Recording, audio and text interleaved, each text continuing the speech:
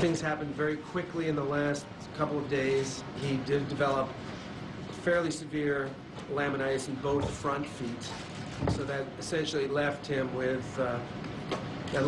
not a good leg to stand on, and that was just not going to work out in the long run. We'd all said all along that if it got to a point where he was uncomfortable and there was pain and so forth, it was time to stop. He was radiographed, and his laminitis in the front feet had become severe enough that the decision was made at that point not to go on.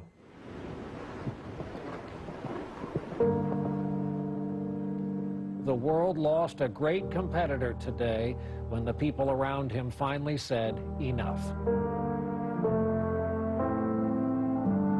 I was heartbroken. I loved him. And I didn't want him to suffer. The biggest thing was the suffering. Hugged him, kissed him, loved him, told him how great he was. We had such an opportunity to just love him to death before he was put down. He had his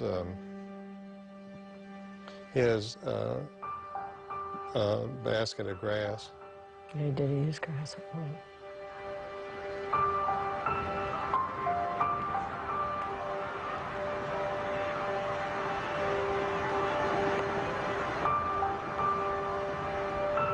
I think his will to win, to live, to fight, I think his will is probably the,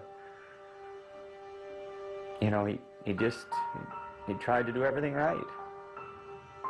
And one bad step meant the difference.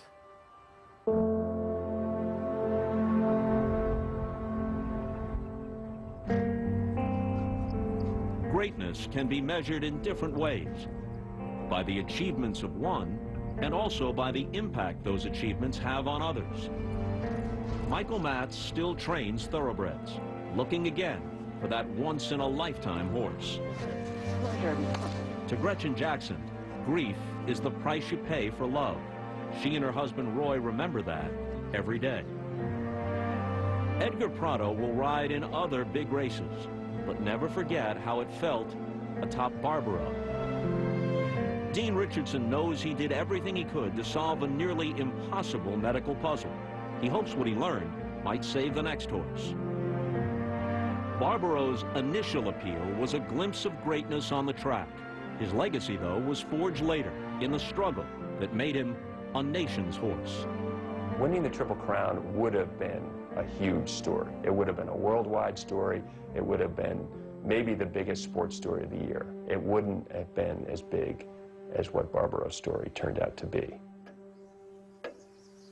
To watch this horse meet every morning of that struggle with buoyancy, with joy, and with what Emily Dickinson called a rage to live, was to see his greatness truly and fully blossom. And I think, for me, that captures Barbaro.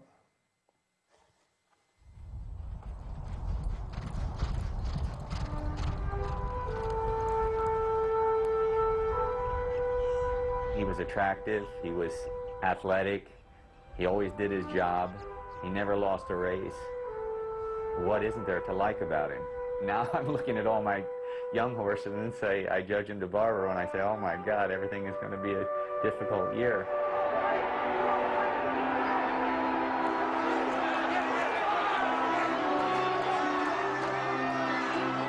You're always looking for the next good horse, and unfortunately everything's going to be compared to him.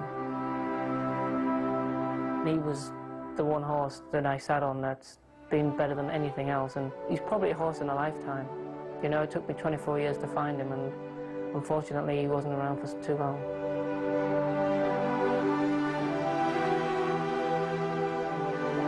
It's how you fall in love with someone that really changed your life forever. And actually, Barbaro did.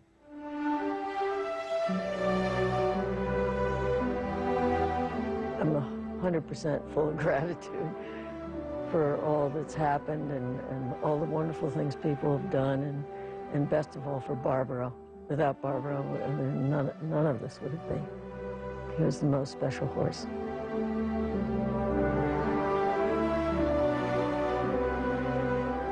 hope I have another one as good as him. The chances are that I won't, but at least I had him once.